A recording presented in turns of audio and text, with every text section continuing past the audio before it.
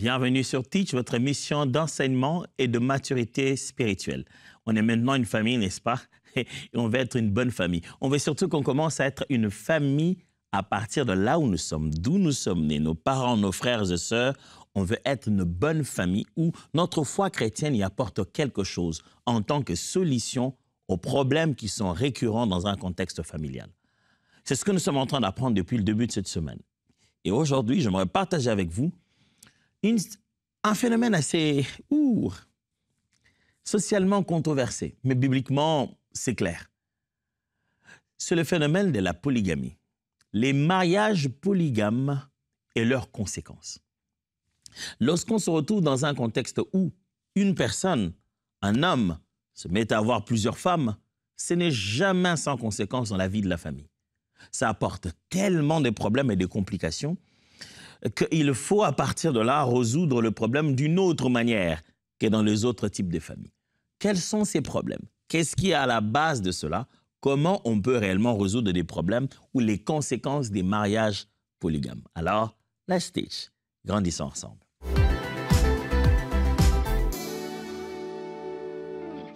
La polygamie est une réalité au milieu des hommes. Mais la vérité est que le plan de Dieu a toujours été que l'être humain puisse avoir une seule personne à épouser. Un homme pour une femme. C'est d'ailleurs ça le premier point que j'aimerais partager avec vous. Premièrement, le plan de Dieu, c'est une seule chair qu'il compose comment? D'une femme, d'un homme. C'est pourquoi l'homme quittera son père et sa mère et s'attachera à sa femme et ils deviendront une seule chair. Je suis en train de lire Genèse chapitre 2, verset 24. C'est pourquoi l'homme quittera son père et sa mère et s'attachera à sa femme et ils deviendront une seule chair. Le plan de Dieu a toujours été de faire quitter un homme pour qu'il s'attache à sa femme et que les deux deviennent une seule chair. Une fois que tu te fusionnais à celle-là ou à celui-là pour faire une seule chair, il n'est plus possible que tu sois détachable pour aller en fonder encore une autre chair. Matthieu chapitre 19, verset 6, la Bible dit « Ainsi, ils ne sont plus deux, mais ils sont une seule chair, que l'homme donc ne sépare pas ce que Dieu a joint. » Ils ne sont plus deux, ils sont une seule chair. Alors, que l'homme ne sépare pas ce que Dieu a joint. Il faut se préparer bien avant. Il faut réfléchir à deux fois. Penser très bien avant de s'engager dans une relation de mariage avec une personne. Parce qu'après cet engagement, on n'a pas le droit de commencer à multiplier le même type d'engagement avec d'autres personnes. Ce n'est pas ça ce qu'enseigne la Bible, ce n'est pas ça la volonté de Dieu, ce n'est pas ça le plan de Dieu. Pourtant, j'entends bien des frères et des sœurs dire, mais dans la Bible, on trouve plein de cas de polygamie, c'est rempli de cas de polygamie. C'est alors là que je leur répète une phrase que je répète souvent aux étudiants dans les salles de classe. Tout ce qui est dans la Bible n'est pas biblique. C'est vrai que quand je dis ça, les gens sont genre, hein? Qu'est-ce que tu veux dire? Tout ce qui est dans la Bible n'est pas biblique. Ne vous méprenez pas. Voilà ce que j'essaie juste de dire. J'essaie de dire ceci. Lorsque l'adjectif biblique est utilisé pour dire qu'une chose est biblique, ça signifie que c'est la chose que la Bible encourage, tente d'enseigner, tente de communiquer comme valeur à vivre. Pour parvenir à cette fin, la Bible contient des vérités telles qu'elles sont. Elle n'est pas népotique, la Bible. Elle n'est pas elle n'est pas une apologie, la Bible. Elle ne tente pas juste de dire les bons côtés des choses. La Bible exprime les faits. Et la Bible enseigne aussi par le contraire. C'est-à-dire, en montrant les erreurs d'une chose, la Bible vous enseigne à ne pas le faire. La polygamie est présentée dans la Bible et ses conséquences sont bien exprimées pour que l'on voie jusqu'à quel point ça peut être nuisible. Pas pour qu'on puisse dire, puisqu'il y a des cas de polygamie dans la Bible, c'est que nous devons tous être polygames. Pourtant, dans la Bible, on voit des frères tuer leurs frères. Alors, qu'est-ce que vous faites? Puisqu'il y a Caïn qui tue Abel, donc tuer son frère est biblique? Non. on devrait utiliser le mot biblique pour dire c'est ce que la Bible nous enseigne comme valeur à vivre, comme leçon à apprendre, comme bonne direction à choisir. Ce n'est pas parce que c'est écrit dans la Bible que c'est ça ce que la Bible nous enseigne à faire.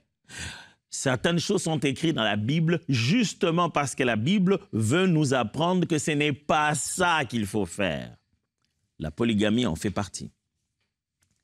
Deuxième vérité que je veux partager avec vous, c'est que la polygamie produit jalousie et rivalité. La polygamie produit jalousie et rivalité. Dans un contexte où un homme a plusieurs femmes et plusieurs de ces différentes femmes, il a plusieurs autres enfants, vous comprenez dans quel milieu on est maintenant. Ça sera rempli de jalousie entre les mères, entre les enfants. Et ce sera rempli de rivalités entre les femmes. Certaines des personnes qui m'entendent aujourd'hui, nous sommes pour la plupart nés des familles, voilà, polygames. Les parents ont eu certainement 2, 3, 4 autres femmes. On se retrouve dans une grande famille. Et ces contextes-là est rempli de rivalités, de jalousie, et c'est difficile à vivre.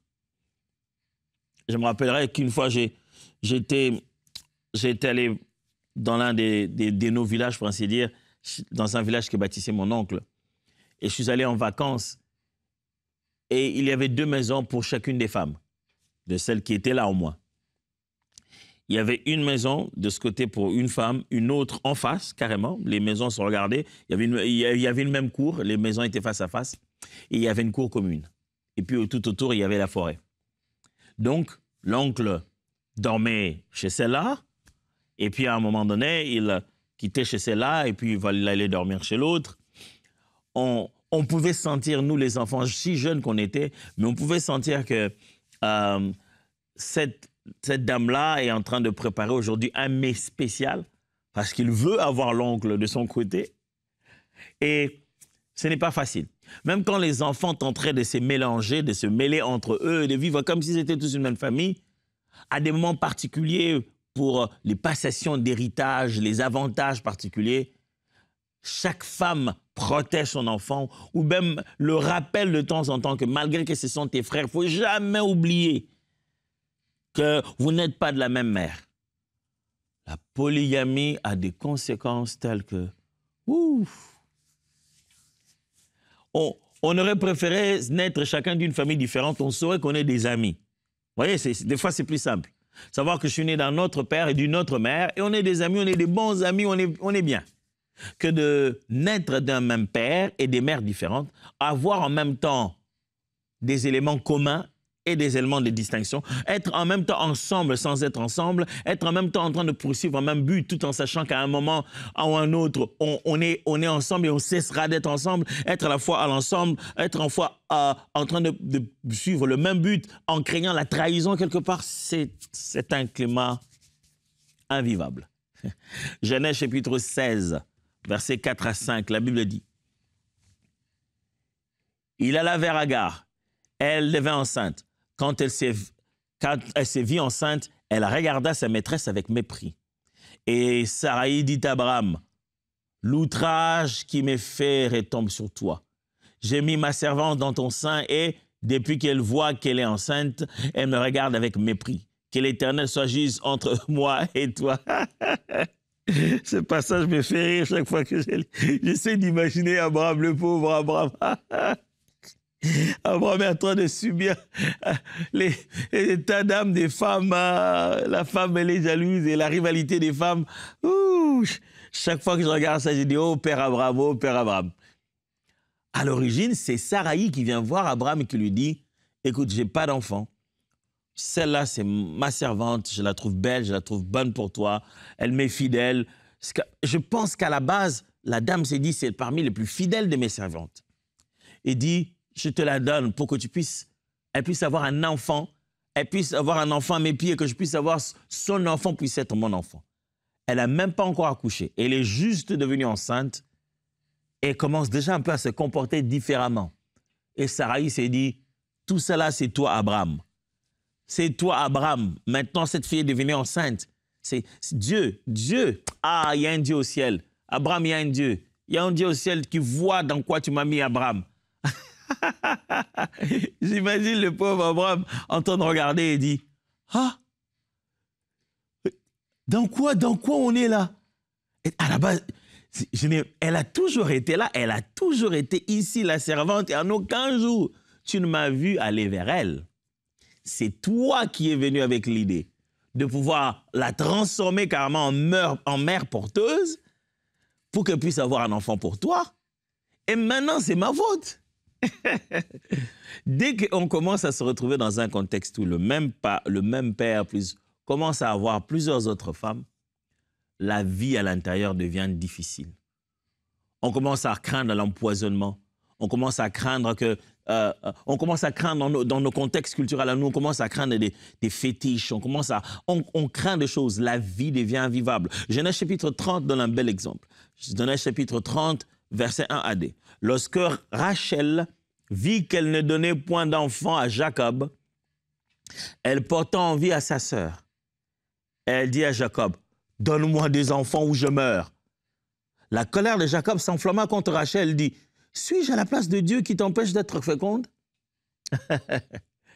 N'oubliez pas, les deux textes que je viens de vous lire, à l'origine, il ne s'agit pas de polygamie. Les hommes n'ont pas eu l'intention de pouvoir épouser plusieurs femmes. C'est presque des situations de polygamie qui leur sont imposées. Abraham, c'est à la demande de Sarah qu'elle se retrouve avec Agar. Demande qui, culturellement, à l'époque, semblait être normale. Et ici, nous sommes dans le contexte de Jacob, qui, à l'origine, voulait épouser que Rachel, mais qui s'est fait avoir au moment du mariage. Il se rend compte qu'on lui a donné la grande sœur qui était Léa, parce qu'il semblerait que la culture là-bas, la petite ne se marie pas avant la grande, et on lui a demandé de se remettre à travailler pour avoir la femme qu'il voulait. Le voilà se retrouver avec celle qu'il n'avait pas prévue et celle qu'il voulait. Et Rachel, la femme pour laquelle on a travaillé 14 ans pour l'avoir, elle ne donne pas d'enfant, malgré 14 ans de travail dur. Et maintenant, la voilà qui regarde sa sœur, sa propre sœur, qui commence à avoir des enfants, et elle est jalouse. Elle va tourner vers Jacob et dit, « Jacob, donne-moi des enfants ou je meurs. » J'aimerais bien imaginer la vie de ces sœurs de même sang, les enfants d'un même père, avoir les deux un même mari, et comment elles ont vécu la rivalité. Rien que pour voir. Ce n'était pas évident. Jacob s'est dit, « Est-ce que c'est moi qui t'empêche d'avoir des enfants ?» Lorsque vous êtes dans un contexte de famille où l'homme, le père, se retrouve avec plusieurs femmes, qu'ils vivent ensemble dans la même maison ou non, il y aura toujours de la jalousie et de la rivalité. Il y aura de l'espionnage. Le chauffeur, tout le monde, quand il va ici, cette dame le nourrit très bien pour qu'il raconte toutes les histoires de l'autre. J'avais entendu une blague d'un monsieur qui disait, moi en fait quand j'ai besoin de manger, je vais voir la première femme, je lui raconte toute l'histoire de l'autre femme, et puis quand je vais chez l'autre, je lui dis que je viens de chez l'autre, elle me donne aussi, donc moi, tu as 2 femmes, 3, moi c'est mon business, ça me permet de faire des... La polygamie amène jalousie et rivalité, et j'aimerais même exagérer ici, que cette rivalité, des fois, a des conséquences qu'on ne peut plus effacer. Troisièmement, le désordre conjugal affecte les générations. Lorsque vous êtes dans un contexte de polygamie, que vous l'ayez fait de façon officielle ou officieuse, que ce soit des femmes épousées ou des concubines, ça amène à un désordre qui va affecter des générations. Je vous parlais tout à l'heure en vous disant que certains de ma génération, peut-être d'une génération même plus que la mienne, nous avons pour la plupart chez nous, dans mon pays, hérité des familles polygames. On vient des familles polygames. Et depuis quelques dizaines, même plus d'années, on assiste au pays à des ventes, des parcelles, des propriétés, à des manières incroyables.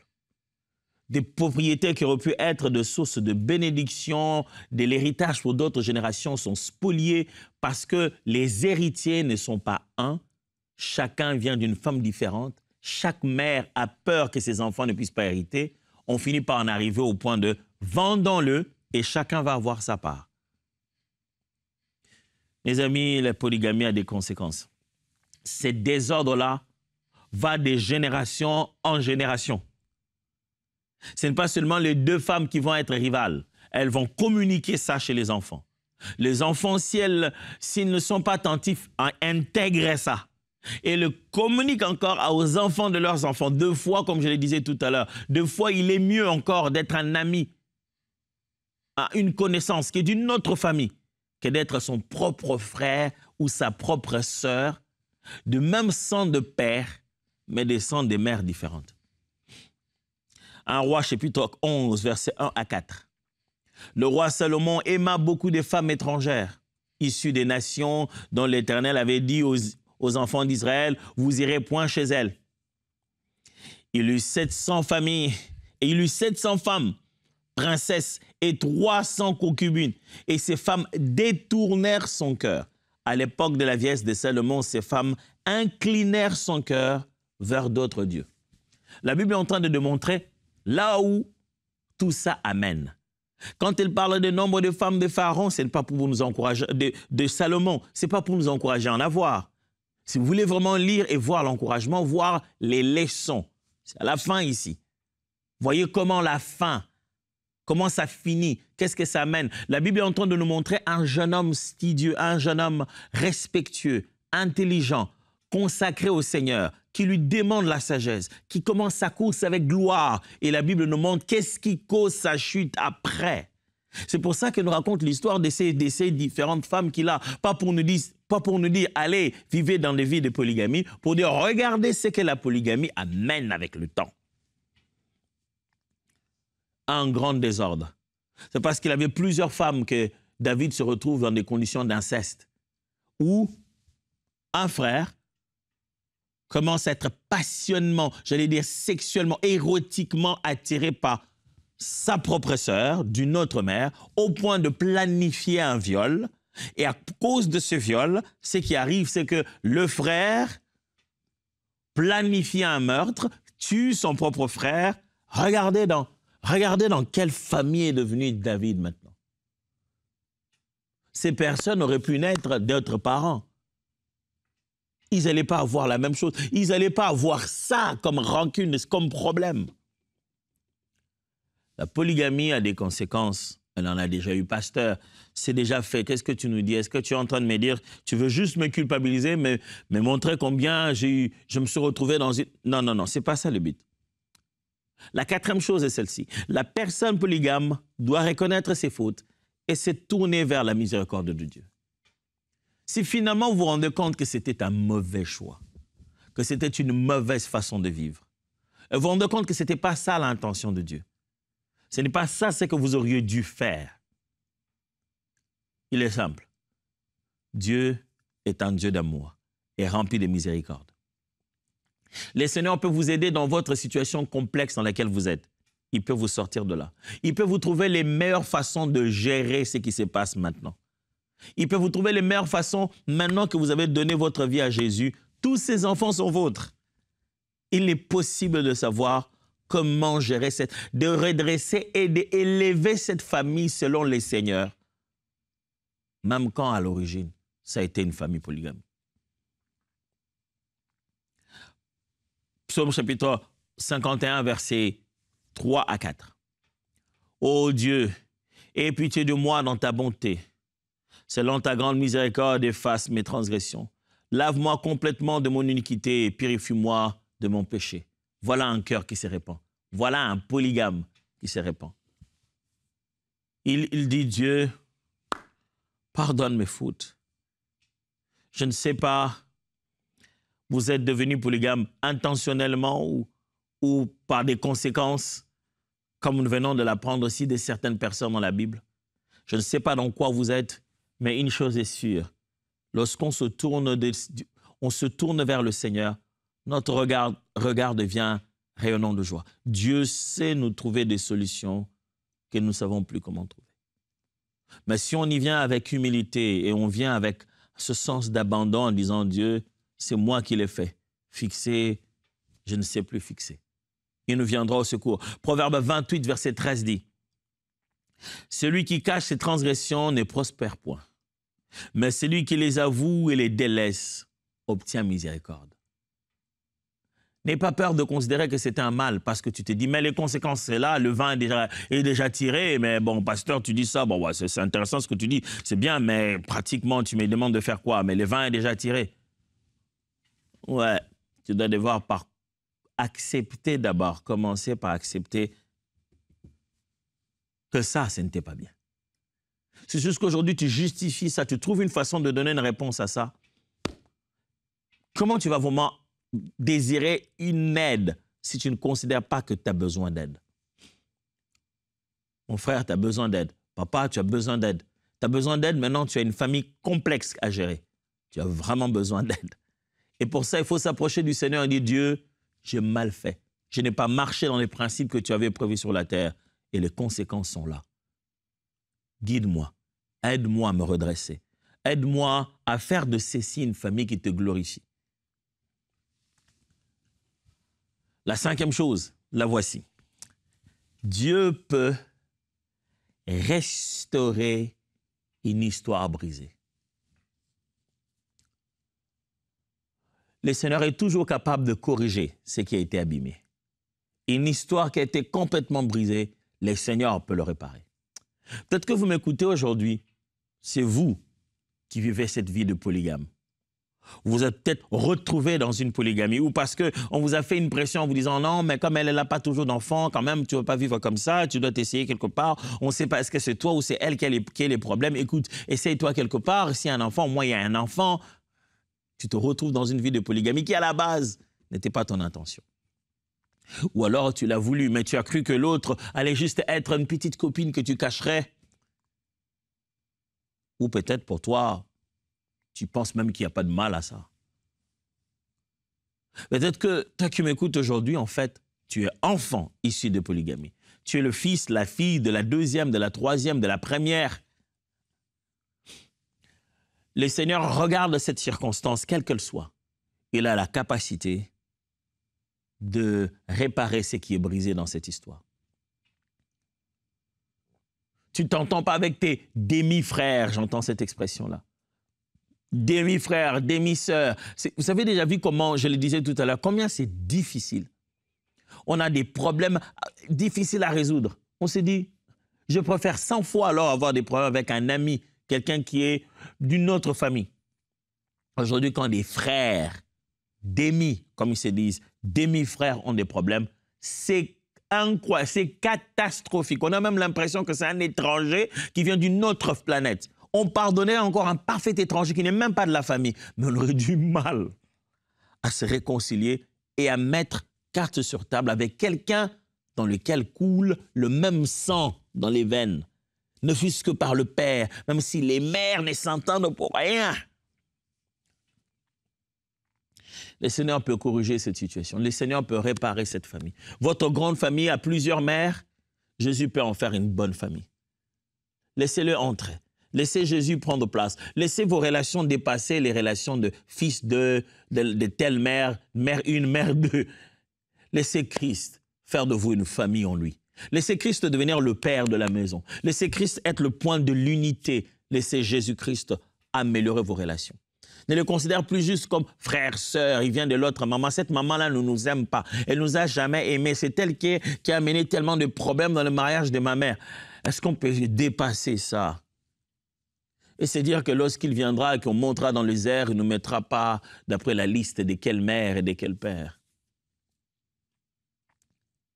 Jésus peut corriger, il peut restaurer cette relation brisée. Osée chapitre 2, verset 19, j'y arrive. La Bible dit, je te fiancerai à moi pour toujours. Je te fiancerai à moi dans la justice et dans l'équité, dans la bonté et dans la miséricorde. J'aime cette belle expression où Dieu parle à Israël, dit, tu resteras à moi, tout à moi, comme ma femme à moi. Dieu fait la promesse de rester en alliance avec nous. Belle promesse. Pour toujours. 2 Corinthiens chapitre 5, verset 17 dit, si quelqu'un est en Christ, il est une nouvelle créature. Les choses anciennes sont passées. Voici, toutes choses sont devenues nouvelles. Laissez Jésus entrer dans cette famille. Et il va la transformer comme jamais vous l'avez imaginé. Mon frère, mon père, mon grand frère, toi qui m'écoutes, laisse Jésus entrer dans cette polygamie et il va corriger. Laisse-le entrer dans ta vie et il va t'apprendre à gérer cette famille, cette vie que tu as maintenant aujourd'hui, que tu ne sais plus comment être juste, tu ne sais même plus comment te tenir, tu ne sais même plus où se trouve le milieu. C'est demandant, émotionnellement, physiquement, c'est demandant. Mais si Christ est venu te sauver, si tu l'acceptes, tu le laisses te sauver, je t'assure, tu n'as pas idée de ce qu'il peut faire. Tu n'as pas idée de ce que Jésus peut faire de notre désordre. Tu n'as pas idée de ce que Jésus peut faire lorsque nous lui amenons la boue de nos vies entre ses mains. Comment il peut le transformer en chef-d'œuvre de gloire. Je ne veux même pas te faire visualiser à quoi ça peut ressembler. Tout ce que je te demande, c'est de faire confiance à Christ parce qu'il sait restaurer une histoire brisée. Tu es né d'une famille de polygames? Jésus peut améliorer ses restaurations, ses relations. Aujourd'hui, vous avez du mal à vous faire confiance. Les dames ont du mal à se faire confiance. Les enfants ont du mal à se faire confiance. Parce qu'au fond, on se dit que l'un ou l'autre tentait de prendre la position, la place. On est toujours dans une petite rivalité qui ne dit pas son nom. Mais si on met Christ à la place, si on met tous ensemble, les sœurs, les frères, pas pour savoir qui va avoir l'héritage, qui ne va pas en avoir, quand on se rend compte que le meilleur héritage nous vient d'en haut de notre Père de lumière, en qui il n'y a aucun nombre de variations, quand on commence à comprendre qu'on peut avoir des meilleures relations que celles du sang que nous a donné ce monsieur, en Christ, on est devenus tous frères et sœurs. Quand on donne à Jésus la place dans la maison, ça change complètement. Une toute autre histoire peut être écrite lorsque Christ prend la place. Et enfin, revenir à un mariage selon l'ordre divin. Je vous encouragerai, et je le crois que Dieu va le faire. Il va vous permettre de revenir à un mariage selon l'ordre divin. 1 Corinthiens chapitre 7, verset 2, la Bible dit « Toutefois, pour éviter l'impudicité, que chacun ait sa femme et que chaque femme ait son mari. » Et chacun sa femme, chaque femme son mari, chacun. Paul est en train de dire, pour lui, il considérait que dans les conditions où ils étaient, avec toutes ces tribulations, cette façon de fuir à cause de l'évangile, il dit, hey, ça va être dur, ceux qui sont mariés, vous allez souffrir parce qu'on va vous prendre vos femmes, on va prendre les enfants, je préfère que vous ne puissiez pas vous marier et rester comme moi. Mais il dit, mais toutefois pour fuir l'impudicité, oh non, au nom de Jésus, je ne me marie pas, et puis derrière, tu commences à commettre de l'impudicité, mariez-vous. Alors voilà, il est clair, il dit, chacun, sa femme, chaque femme, son mari. Éphésiens chapitre 5, verset 25, il avait dit, « Marie, aimez vos femmes comme Christ a aimé l'Église et s'est livré lui-même pour elle. » Il n'a pas dit Christ a aimé des églises, Christ a aimé l'Église au singulier, l'exemple de cette relation monogamique. Le Seigneur peut vous ramener à l'ordre divin. Il sait comment le faire. Il peut vous permettre de corriger, de réparer ce qui est réparable et de ramener l'image divin, le modèle divin dans la famille. Oh, je vous assure, si vous tentez d'y penser, vous tentez de vous dire, pasteur, ça se fera comment? Je ne sais pas comment ça se ferait, je préfère être sincère avec vous. Je ne sais même pas comment ça va se passer. Pasteur, ça fait beaucoup d'enfants qu'on a, je n'ai aucune idée. Mais je sais simplement que laissez Jésus à la place, mettez-le en avant, bâtissez les relations en Christ, mettez Christ en avant. Quelque chose va se passer dans les conséquences de cette polygamie. Laissez-moi prier avec vous. Père, nous sommes confus. Quelqu'un m'a entendu, il est confus. Il a dit, je croyais que ces pasteurs allaient juste me dire, chassez-la, prends celle-là, commence par l'autre, fais ceci.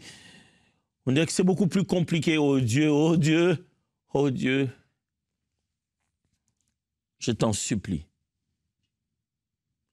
Aide quelqu'un à voir combien c'est simple et clair, que les choses doivent rentrer dans l'ordre divin et que sans toi, il ne peut pas gérer toute cette nouvelle famille qu'il a maintenant et que les relations les plus solides dépassent celles que lui, il a eues avec ses différentes femmes ou ses femmes ont eues avec lui, mais qu'il peut bâtir des relations plus saines entre ses enfants en mettant Jésus au centre. Dieu, je ne sais pas comment tu fais ça, mais je sais que tu le fais. Alors viens au secours de ces enfants et de ces parents, de ces femmes et de ces hommes qui vivent des conséquences néfastes des mariages polygames. Merci pour ta grâce. Au nom de Jésus. Amen. Dieu vous bénisse et voyons-nous demain.